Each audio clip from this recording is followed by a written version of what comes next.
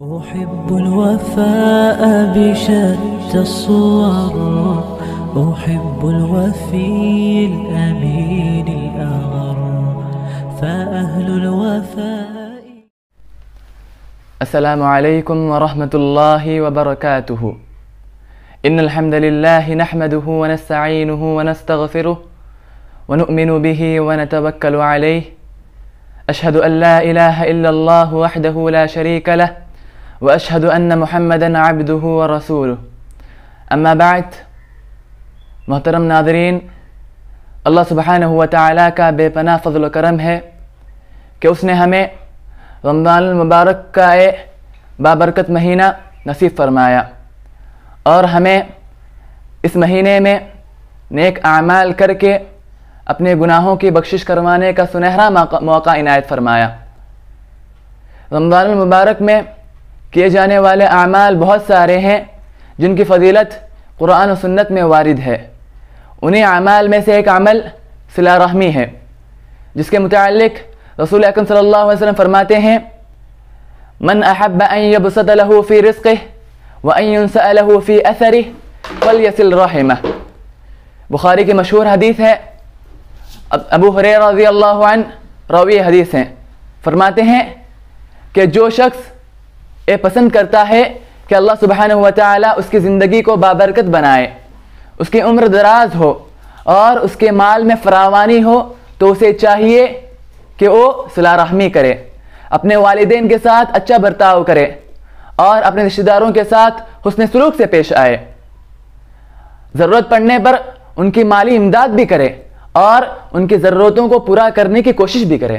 کیونکہ رسول اکرم صلی اللہ علیہ وسلم فرماتے ہیں، بخاری ہی کی روایت ہے،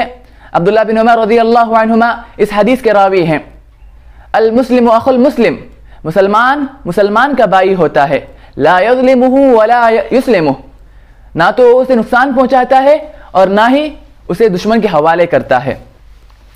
ومن کان فی حاجت اخیہ کان اللہ فی حاجتہ، اور جو شخص اپنے بھائی کی حاجت کو پورا کرنے کی کوشش کرتا ہے تو اللہ سبحانہ و تعالیٰ اس کی حاجتوں کو پورا کرتے ہیں۔ محترم ناظرین، رمضان مبارک کے اس مہینے میں ہمیں چاہیے کہ ہم اپنے بھائیوں کے ساتھ صلہ رحمی کریں اور اپنی رشتہ داری کو جوڑیں، کیونکہ رسول اکرم صلی اللہ علیہ وسلم نے فرمایا: لا يدخل الجنت قاطع، جنت میں قطع رحمی کرنے والا نہیں جا سکتا۔ ہمارے معاشرے کا ہم جائزہ لیں، چھوٹی سی چھوٹی باتوں پر باپ اپنے بیٹے سے روٹھ جاتا ہے، بھائی اپنے بھائی سے بات نہیں کرتا، حتیٰ کہ میاں بیوی تک آپس میں بات نہیں کرتے، سالوں سال گزر جاتے ہیں مگر آپس میں بات چیت نہیں ہوتی، ایک دوسرے کا چہرہ تک دیکھنا پسند نہیں کرتے۔ رسول اکرم صلی اللہ علیہ وسلم فرماتے ہیں: من لا یرحم صغیرنا ویعرف شرف کبیرنا لیس منا، جو ہمارے چھوٹوں پر رحم نہ کرے اور ہمارے بڑوں کا عزت نہ کرے اور ہمارے بڑوں کی عزت نہ کرے تو ہم میں سے نہیں۔ اس حدیث میں رسول اکرم صلی اللہ علیہ وسلم نے انہیں اپنی جماعت سے خارج کر دیا جو ہمارے چھوٹوں پر رحم نہیں کرتے اور ہمارے بڑوں کی عزت نہیں کرتے۔ لہذا کہنے کا یہ مقصد ہے کہ ہم رمضان المبارک کے اس بابرکت مہینے میں اللہ سبحانہ و تعالیٰ کی خوب عبادت کریں اور اپنے رشتہ داروں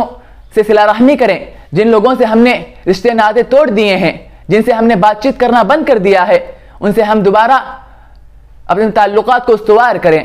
اور ان کے ساتھ حسن سلوک کے ساتھ پیش آئیں۔ آخر میں اللہ سبحانہ و تعالیٰ سے دعا ہے کہ الہ العالمین تو ہم تمام کو رمضان المبارک کے اس مہینے میں خوب عبادات کرنے کی توفیق عنایت فرما اور ہمیں اپنے رشتہ داروں کے ساتھ حسن سلوک سے پیش آنے کی توفیق عنایت فرما۔ آمین۔ وآخر دعوانا ان الحمد للہ رب العالمین۔